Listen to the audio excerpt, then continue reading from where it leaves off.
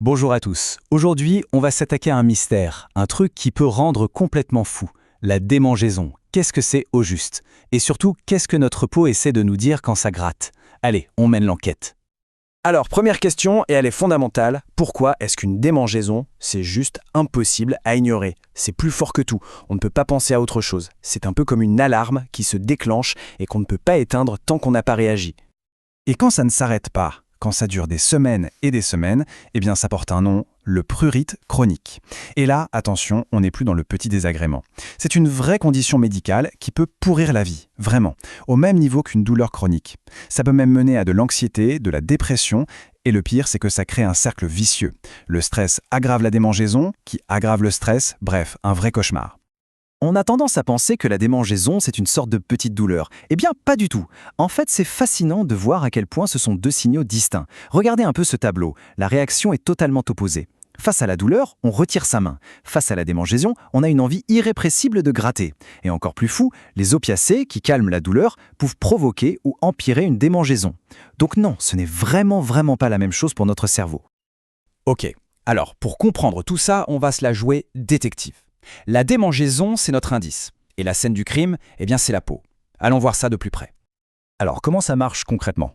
Imaginez, au plus profond de notre peau, on a des capteurs ultra spécialisés, des sortes de sentinelles. On les appelle les pruricepteurs. Dès qu'un truc les dérange, hop, ils envoient un message.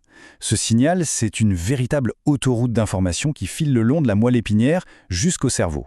Et c'est là-haut que le message est décodé, alerte, ça gratte. Et c'est là que ça devient super intéressant. Il n'y a pas une seule autoroute, mais deux principales. La première, c'est la plus connue, la voie histaminergique. Pensez piqûre de moustique, allergie, c'est l'histamine qui est en jeu. Mais, et c'est ça qui est dingue, cette voie ne concerne que 10 à 20% des câbles nerveux de la démangeaison. La grande majorité, 80 à 90%, passe par une autre voie bien plus complexe, la non-histaminergique. Et ça, c'est une révélation. Ça explique pourquoi les antihistaminiques, qui ne bloquent que la première voie, ne marchent pas sur la plupart des démangeaisons chroniques. C'est logique, on ne s'attaque pas à la bonne autoroute. Bon, maintenant qu'on a vu la mécanique, revenons à notre enquête. Commençons par les cas les plus évidents, ceux où le coupable a laissé des traces bien visibles sur la scène du crime. La peau. Le suspect numéro 1, souvent, c'est un intrus. Une infection, une infestation. L'exemple parfait, c'est la gale. C'est causé par ce minuscule acarien, le sarcopte, qui a la très mauvaise idée de venir s'installer et creuser des galeries sous notre peau. Pas étonnant que ça démange. Parfois, le coupable, c'est la peau elle-même qui surréagit.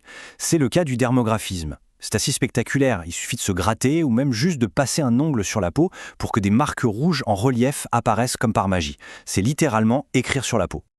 Et bien sûr, il y a les virus. On pense tout de suite à la varicelle, évidemment. Qui n'a pas le souvenir de ces petites cloques et de cette envie de se gratter jusqu'au sang? Et la liste des coupables qui agissent directement sur la peau est longue. On peut citer le psoriasis, la dermatite atopique, plus connue sous le nom d'eczéma, l'urticaire, bref, des maladies inflammatoires qui touchent énormément de monde. Ok, jusqu'ici c'était assez simple. On voit le problème sur la peau. Mais, et si la peau est nickel? Absolument rien à signaler. Et pourtant, ça gratte en devenir fou. C'est là que l'enquête se corse sérieusement.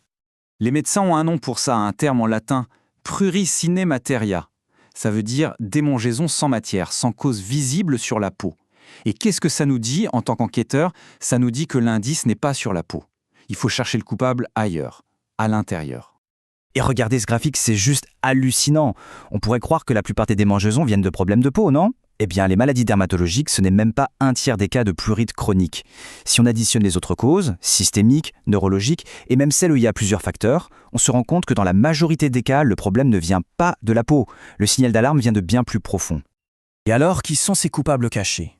La liste est longue et, franchement, elle fait un peu froid dans le dos. Ça peut être un signal envoyé par le foie, par les reins, ça peut être lié à un problème de thyroïde ou même un lymphome. Ça peut aussi être neurologique, un nerf coincé ou une maladie comme la sclérose en plaques. Et il ne faut pas oublier le cerveau lui-même, le stress, l'anxiété peuvent être le déclencheur.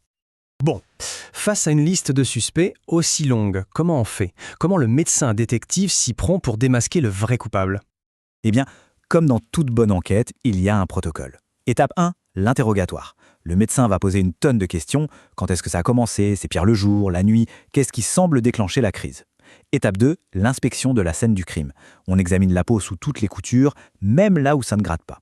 Et enfin, étape 3, si le mystère persiste, les analyses. Prise de sang, imagerie, parfois même une biopsie de peau pour trouver l'indice qui va faire basculer l'enquête. Et une fois qu'on a trouvé le coupable, ou du moins qu'on a une piste sérieuse, l'enquête se termine et le traitement commence. L'objectif, apporter enfin un peu de répit.